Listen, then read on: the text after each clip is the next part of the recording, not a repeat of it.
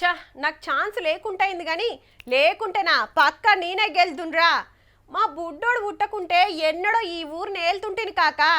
నీ అవ్వ నిలవడ్రా అంటే గట్ల బుగులు పడతావేమ్రా. నేనుంటే ఎలక్షనే అలాగుంటుండే. అరే నీ పైసలు పెడతారా బై, నీ వెనక నేనుంటది నడువు, ఎట్లా గెలవమ్మో చూస్తా. మామ నాకు 3 పిల్లలు ఉన్నరే, లేకుంటే నేనే పోటీ చేద్దును కాదే అనుడు బంద్ చేయుర్రి. ఎందుకంటే మంత్రి సారే చెప్తాడు ఇనుండ్రి.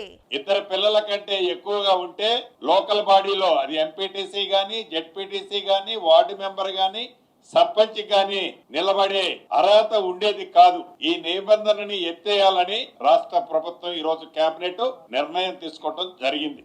అంటే 3 4 ఎందరు పిల్లలున్నా ఏ పదవికైనా పోటీ చేయవచ్చు అన్నట్టు. లేలే పిల్లలతోటి పదవులకేం సంబంధము, అందరికి ఛాన్స్ ఉండాలని చాలా మంది ఎమ్మెల్యేలు లీడర్లు సర్కారోళ్ళని అడిగితే గిట్లా సరే అన్నది క్యాబినెట్. అప్పట్లో జనాభాను కంట్రోల్ చేస్తానికి కండిషన్ పెడితే ఇప్పటికి అట్లనే నడుస్తుంది. మళ్ళా ఊర్లో బలమున్నా బలగమున్నా పైసలున్నా పతారా ఉన్నా పార్టీ హిమ్మతున్నా గా రూల్ చేయబట్టే ఎంతో మంది సర్పంచులు కాలేకపోయిండ్రు. కొందరైతే పదవి కోసమే ఆపరేషన్లు చేయించుకునేటోళ్ళు. ఇప్పుడు మా పక్కకున్న మున్సిపాలిటీలలో అక్కడ ఎంతమంది పిల్లలు ఉన్నా పోటీ చేయవచ్చు, కానీ మా పక్క గ్రామం ఇద్దరికి నుంచి ఉంటే పోటీ చేయకూడదనే నిబంధన ఉండొద్దని చెప్పి 7 సంవత్సరాలుగా నేను ఈ ఉద్యమం చేస్తున్న క్రమంలో గమ్మత్ ఏంటంటే కౌన్సిలర్లు, కార్పొరేటర్లు, మేయర్లు, మున్సిపల్ చైర్మన్లు, జెడ్పీ చైర్మన్లు, ఎమ్మెల్యేలు, ఎంపీలు, ఎమ్మెల్సీలకు ఎవరికి లేని రూలు ఒక్క సర్పంచులకే ఉన్నదో. అయినా అప్పటికి ఇప్పటికి మస్తు మారింది లెక్క.